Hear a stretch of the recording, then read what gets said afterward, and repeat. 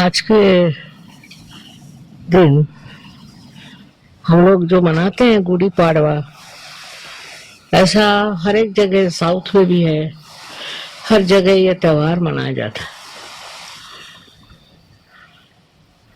जो संवत शुरू है और जो शालिवाहन ने भी संवत शुरू करे, वो सब एक ही दिन पड़ते हैं। वो आज के दिन है और सारे देश में उसको माना जाता। उसी के हिसाब से सब हमारे तिथियां और सब हमारी तारीखें मनाई जाती हैं, खास करके त्योहार। और हम लोग चंद्रमा के कैलेंडर पे चलते हैं और विदेशी लोग जो हैं वो सूर्य के कैलेंडर पे चलते हैं, इसलिए उनकी तारीख कभी बदलती नहीं है। अपने यहाँ हर एक त्योहार हमेशा चंद्र के स्थिति पर होता है और इसलिए हमारे यहाँ की तारीख भी बदलती है और अलग अलग दिन वही त्योहार होता है।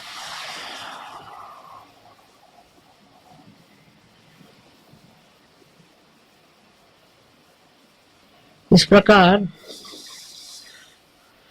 चंद्रमा का जो हम लोग बहुत मान करते हैं और उसके अनुसार जो हम अपनी सब तिथियां मानते हैं, उसका कारण ये है कि चंद्रमा का असर मनुष्य पे ज्यादा होता है, सूर्य का नहीं होता। और चंद्रमा के साथ जो और ग्रह है उनका भी असर मनुष्य पे होता है, इसलिए चंद्रमा को ही हम लोग मानते हैं और उसी के अनुसार हम अपने जो भी त्योहार हैं या जो भी तिथियां हैं वो मानते हैं।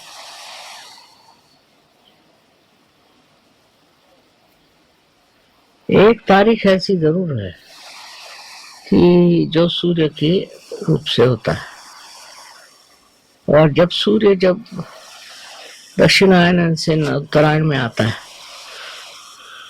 अब जो है चंद्रमा के हिसाब से ज्योतिष शास्त्र भी हमारे यहाँ चंद्रमा के ही हिसाब से चलता है।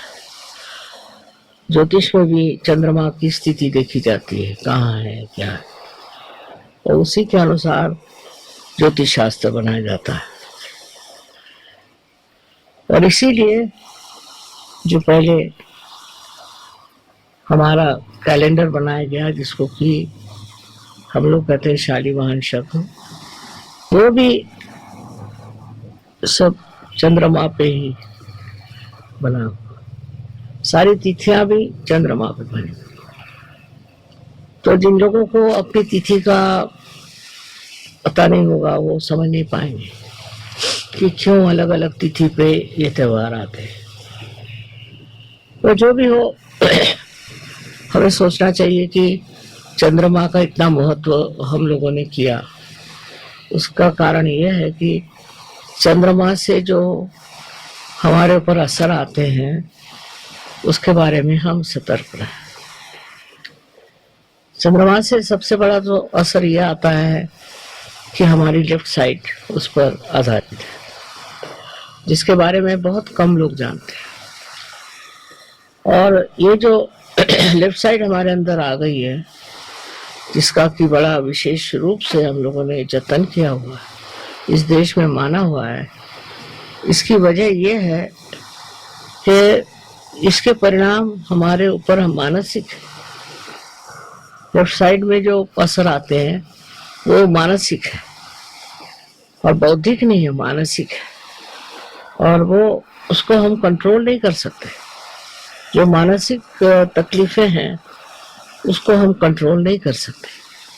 चंद्रमा के जो असर है उसको हम कंट्रोल नहीं कर सकते, इसलिए चंद्रमा की वो देखी जाती थी।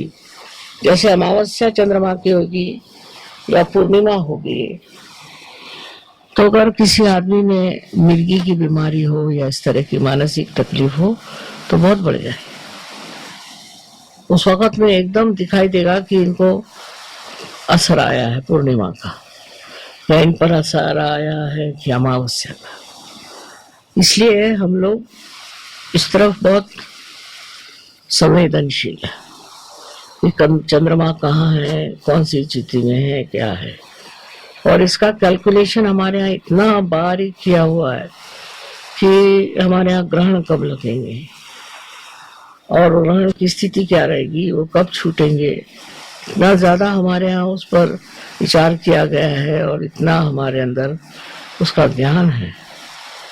इससे दिखता है कि अपने देश में चंद्रमा के असर का बहुत ख्याल किया गया, विचार किया गया और उस पर इतना उन्होंने उस पर आधारित इतनी बातें करी हुई। अब ऐसा है कि मॉडर्न टाइम्स में हम लोग आ गए तो सूर्य के ही ऊपर से सब चलता है, बट ये बात सही नहीं है। हमको चंद्रमा की स्थिति जरूर देखनी चाहिए कि आज क्या स्थिति है, कल क्या स्थिति है, आज कौन सा असर आएगा।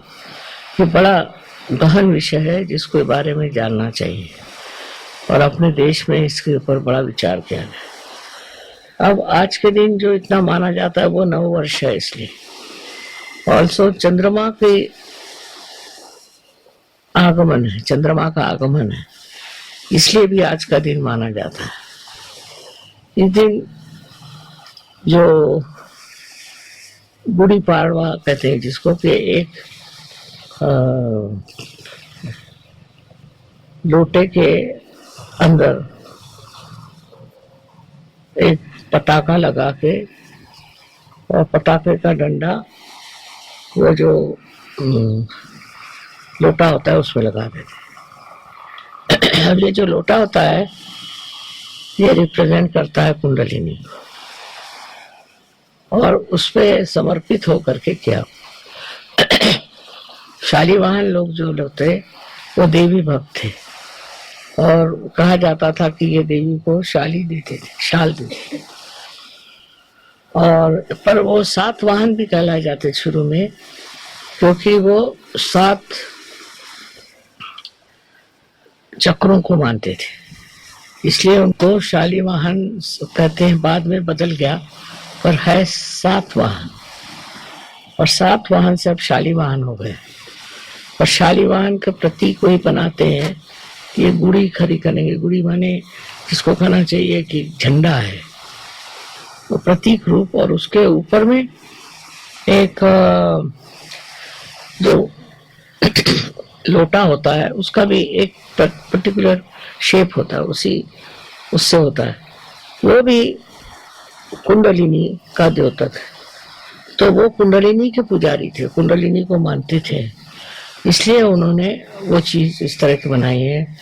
और जो मानता है वो ऐसी गुड़ी अपने घर में खड़ी करता है, एक कहना चाहिए ऐसा झंडा लगाता है।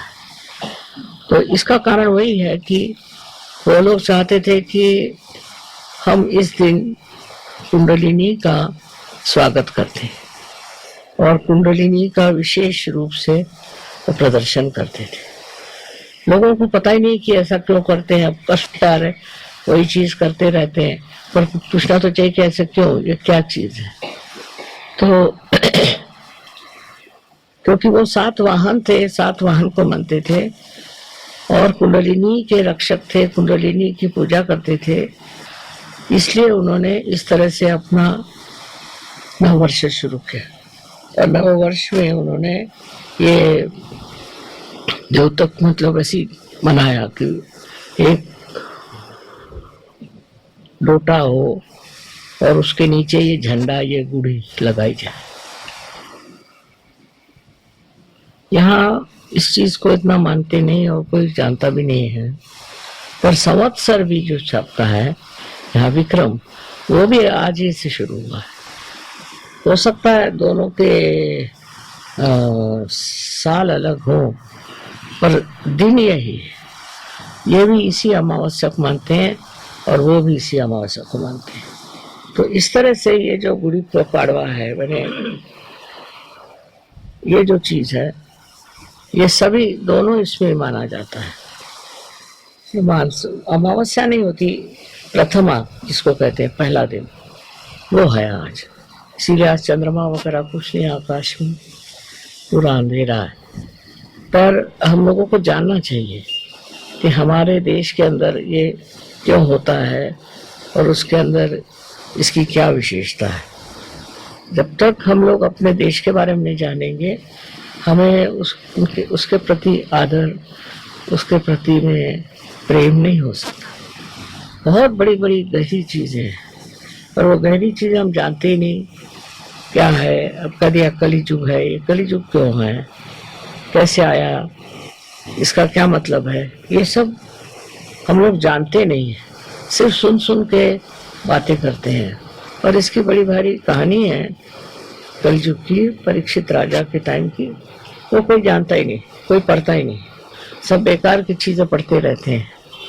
ज्यादा से ज्यादा कभी हो तो रामायण पढ़ लेंगे, पर इसका जो पीछे में जो संदेश है या इसके पीछे में जो शास्त्र है, उसके बारे में कोई जानता नहीं। तो हम सहयोगियों को चाहिए कि हम जानें हमारे देश की जो सभ्यता है वो कहाँ से आई और किस तरह से हम इस स्थिति में पहुंचे, ये जानना चाहिए। क्योंकि उसको जाने बगैर हमारे अंदर यही परदेसी दिमाग आ जाएगा और उससे अहंकार और ये सब चीजें आ जाएंगी। बेहतर है कि समझ लें कि हमारे अंदर जो ये चीजें हैं वो कहाँ से आई, उसका क्या महत्व है, ये हम क्यों करते हैं। बस यूं ही अपना करते हैं सब लोग, तो हम भी करते हैं, ये बात ठीक नहीं। उसको समझ लेना चाहिए। ये मैं चाहती हूँ कि सब सहयोगी इसको जान ले, समझ ले। अगर हमारे पास टाइम होता तो हम सब लिखते, पर हमारे पास इतना टाइम नहीं। आप लोग इसको पढ़ सकते हैं और जान सकते। अपने यहाँ सारी किताबें हैं, हिंदुस्तान में हिंदी भाषा में इतनी किताबें हैं, कोई ये किताबें पढ़ता ही नहीं। सारी दिल्ली में ही मिलती है, मैंने तो दिल्ली में ही खरीदी थी। तो इनके बारे में जानना चाहिए। जो पौराणिक है, वैसे कहने को तो पुराण है, लेकिन उसमें बहुत सी कायदे की बातें हैं जो समझ लेने से हम समझ सकते हैं कि भारतवर्ष के नींव में क्या चीज़ है। हम लोग क्यों हिंदुस्तानी सबसे श्रेष्ठ माने जाते हैं। मतलब सामाजिक रूप से ना हो, पर सांस्कृतिक रूप से हम लोग बहुत श्रेष्ठ माने जाते हैं।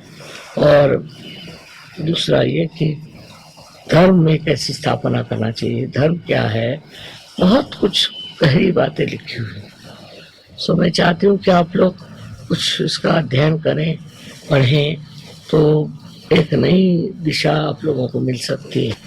क्योंकि विदेशी भाषा जो है या विदेशी जो कुछ विज्ञान है वो बहुत ही ज़्यादा सुपरफिशियल करना चाहिए।